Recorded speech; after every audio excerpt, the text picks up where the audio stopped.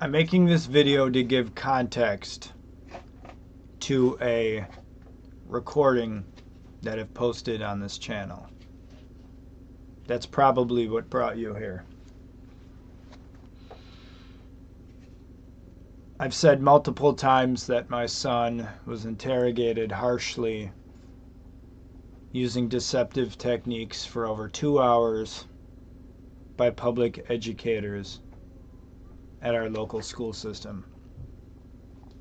It's common knowledge that they are learning a technique called the read technique that has been slightly modified to be more condescending than, I guess, not combative, but deceptive in a harsh technique.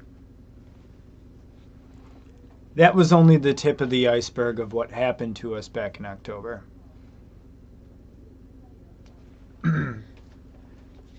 So after this incident where my son was initially on the receiving end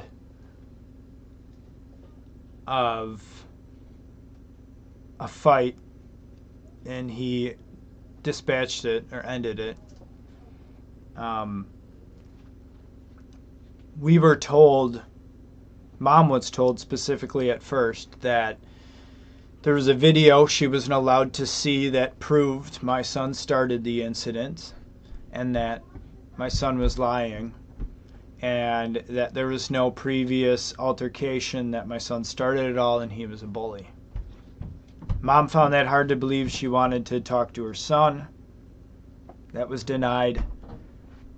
At this point, the educator went into the room where my son was already serving the in-school suspension for the altercation that had happened, which I get it, if there's fighting in school, there's no fighting in school. So if somebody has to go to detention or in-school suspension, whatever, both kids should do it. There's no fighting in school. There has to be a punishment. I get that. But at this point, that vice principal walked in to the room with my son while he was already serving his punishment and said, "Your mom is disappointed with you and upset that you won't tell the truth." A flat-out lie. A flat-out lie that built in anxiety to when he came home. Like, he had blacked out at that point, and he had came home, and as soon as he got home and saw Mom's face, he finally realized that, that wasn't right. Mom said, hey, something didn't seem right about that call with the vice principal, and he told us a story, and we started looking into it, and at that time, I came home from work, and I heard this and said, no, that's absolutely not true. If they have a video of you, we have the right to see it.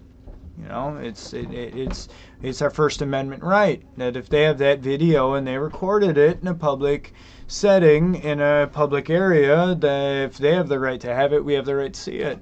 So I sent that email, and when we came to see that video a few days later, well, first of all, I realized what technique, after talking to my son in depth, realizing what he had went through in that vice principal's room. I did a little bit of research online, and I found out about the read technique, and I essentially had a panic attack. Yeah, anyone can back that up. So the next morning, I went to go have a meeting with the liaison officer, me, my fiance, my son. And the liaison officer said he took no report of the incident because it wasn't significant, even though he was the one that led my son to the office.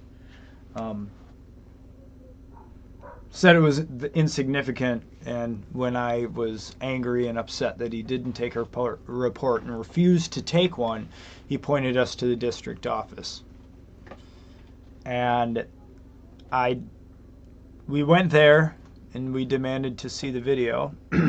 And a few hours later, and after hours, our demands were finally met. And To kind of make the setting here, we walked into a conference room, and there was a small laptop open displaying a small caption screen of surveillance footage.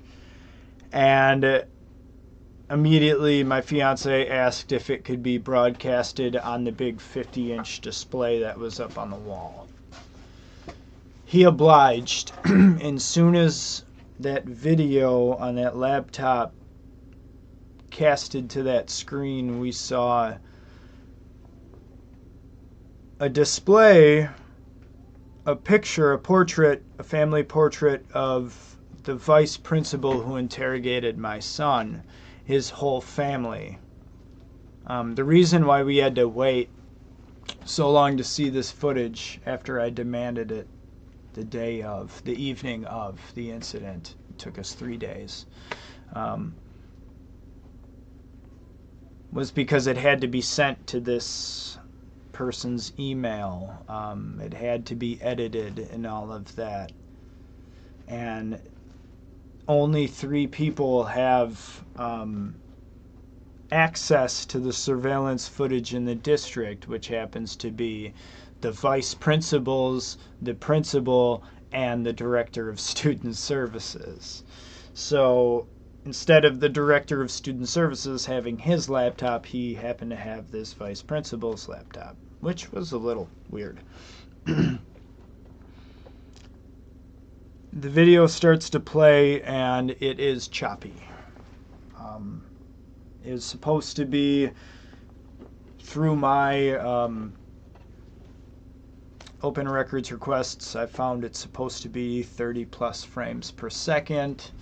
They're supposed to have terabytes upon terabytes of storage, and this footage just doesn't align with that. And my fiance looks at it and goes, "What's wrong with these cameras?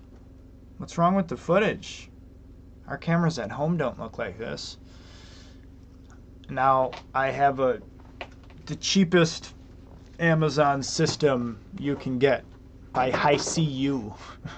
It's a cheap Chinese hard drive system, and it looked way better than this footage. And I just, in my gut, I knew we were in store to see something. So I started looking at not my son, but the things around him. I started looking at the lunch table, and I started realizing there were shadows and movements of light that were happening on the lunch table when his hand with this orange was staying still.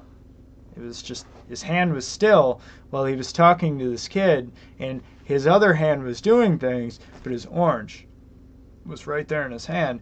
But one point his hand went down. I watched a water bottle jump up off the floor. I watched all these crazy things. I watched my son with a unpeeled orange, or with a peeled orange in his hand, hit a kid 3 times, and that orange was still round afterwards. I watched him take the hat off of his head with the orange in his hand, and I watched the orange go flat and then pop back in his hand when he took his hat off.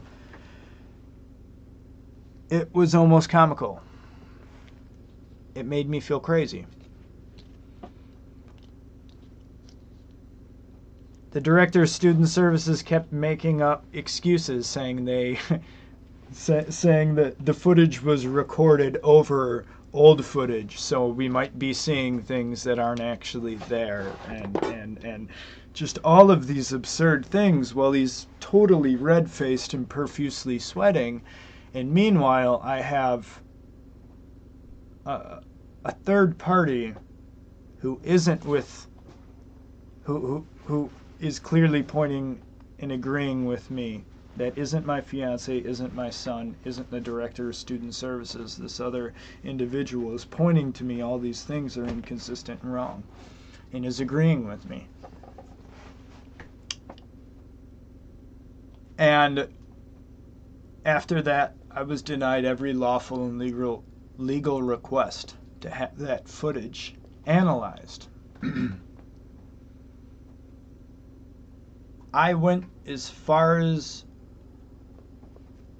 to run for school board to try and fix this issue.